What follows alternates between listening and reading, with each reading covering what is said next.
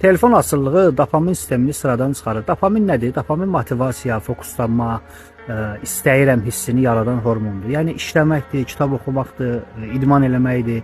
Ümumiyyətlə həyat eşqidir ki, bunların hamısı dopaminlə bağlıdır. Bəs telefon nə edir? Telefonda daimi bizə bildirişlər gəlir, şəbəkələrdə like edirik, paylaşımlar edirik, qısa videolar izləyirik və s. Bunlar hamısı beyində davamlı və sürətli dopamin sıraşı yaradır.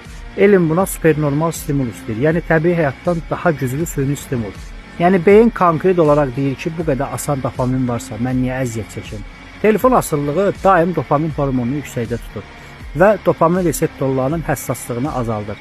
Nəticədə əvvəl sevdiyin şeyləri artıq sevmirsən, əvvəl ləzzət aldığın şeylərdən artıq ləzzət almırsan, motivasiyan düşür, hər şey sənə dadsız, maraqsız gəlir. Həmçinin də beynin prefrontal korteksini zədələyir. Yəni fokuslu, qərar vermədir, özünü idarə etmə bacarığıdır. Nəticədə diqqət dağınıqlığı yaranır, tez bezmə yaranır, hətta adi kitab belə oxumağa səbrin çatmır. Və telefon asılılığı gecə ilə birləşəndə daha çox əziyyət verir bizə. Çünki telefonun mavi işığı melatonin hormonunu azaldır ki, yuxu keyfiyyətimiz pozulur. Telefon özdə dopamin həssaslığı yaradaraq bizi həyatdan bir növ təcrid edir. Qısa və praktik olaraq nə etməliyik ki, dopamin həssaslığını bərpa edək açıqlama qismində. Sağlam olun, sağlam qalın.